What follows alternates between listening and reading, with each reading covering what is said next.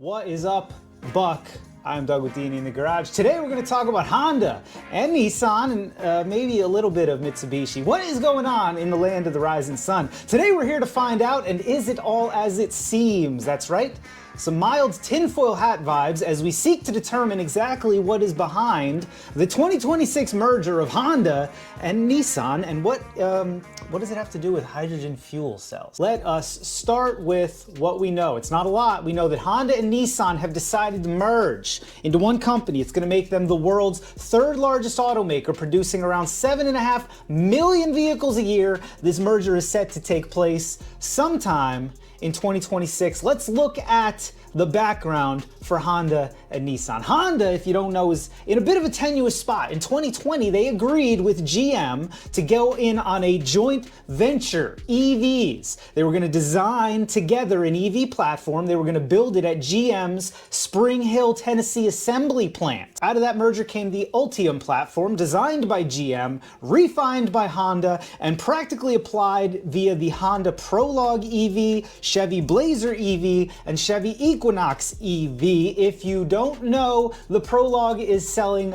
better than the Chevy counterparts by a pretty significant margin. But other than that, Honda is kind of viewed as being a little bit behind right now. They have a very loyal customer base. There are people that will buy Hondas no matter what that Honda looks like, but they're viewed as late to the EV market, and their offering is lacking. They're not keeping up with the times, at least that's what they'd like you to believe. Moving on to Nissan, there's just too much turmoil in the last 10 years of Nissan's life for me to possibly cover it in 100 YouTube videos. Somebody just Google Carl Goshen and go from there. But the long and the short of it is that Nissan is not living their best life right now. Their dealer network is faltering, their customer numbers are falling, and their offering is continuously viewed as more and more out of date. At one point, long time ago, 2011 even, Nissan was at the cutting edge of the EV world with the Leaf. It was one of the first small, affordable, applicable, viable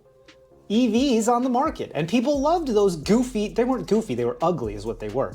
They were awful. Can we just take a minute to appreciate how ugly the Nissan Leaf was? I get it, it saved the planet, and apparently if a car is gonna save the planet, it has to look ridiculous. But my God, did the Nissan Leaf just take that one to the nth degree? Moving past that to today, Nissan makes a couple sedans, couple EVs, and a couple mini SUVs that nobody really wants. So what's the big deal with this merger? When asked what the strategic benefits of the merger would be, Toshihiro Mibe claimed, that's a difficult one, meaning he didn't have an answer. He could not tell you what the strategic benefits of Nissan and Honda merging would be. Why does that matter? Well, Toshihiro Mibe is the CEO of Honda. Can you imagine a situation where two multinational, multi-billion-dollar companies are merging and the CEO of one of those doesn't have some overproduced presentation, basically a TED Talk to explain synergy and all the other buzzwords and whatnot, and why this is going to be the best thing for the consumer and the stockholders and everybody else? Now, while most analysts and industry insiders have just as difficult a time as Mibe giving you a solid answer on why this merger is a good idea or needs to happen, some others have speculated that the benefits would be as follows. Honda would benefit from Nissan's years of EV production, as well as the added reach that folding in Nissan would add. Nissan is obviously going to benefit from Honda's loyal customer base, their recent success with EVs, and their general positive management structure. When you think about balanced, stable companies, Honda has to be up there, right? You never hear any drama about Honda. Now, additionally, when Toshihiro was asked, is this like a white knight? Are you just doing this to rescue Nissan? He said, of course not. It's a merger of equals. Just like Daimler Chrysler, right? We all remember how that one went. And so I bring this up to illustrate that I don't have any good C-suite quotes to explain this merger any further. We're kind of left on our own to determine what's going on between the lines that we're not seeing, because 1 and 1 is not equaling 2. Enter Foxconn. Foxconn, if you do not know, is a Taiwanese contract manufacturer. Contract manufacturers are companies that build products for somebody else. Famously, Foxconn builds iPhones, but iPhones don't say Foxconn on them, they say Apple. Now you understand contract manufacturing. Foxconn is not a small company. They do about $192 billion annually, and they are active in almost every country around the globe. They're currently looking to expand. Into what industry? Well, you read on this channel. So obviously the auto industry, right? And what are they thinking about doing? Well, they said, hey, let's buy Nissan. They're friggin' dying. We have the money to buy them, and then that gets us into the auto industry. This obviously takes corporate control of Nissan outside of Japan,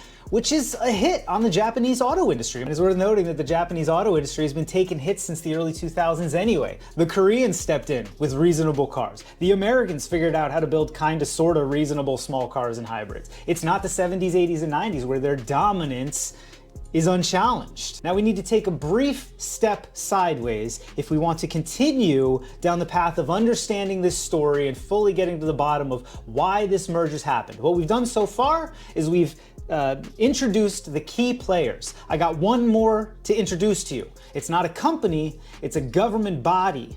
The Japanese Ministry of Economy, Trade, and Industry.